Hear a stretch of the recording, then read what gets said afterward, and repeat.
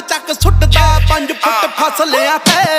ਮੇਰੀ ਜਿਉਂ-ਜਿਉਂ ਵਧੀ ਤਰੱਕੀ ਨੀ ਮੇਰਾ ਬੋਰ ਵਧੀ ਗਿਆ ਅਸਲਿਆਂ ਤੇ।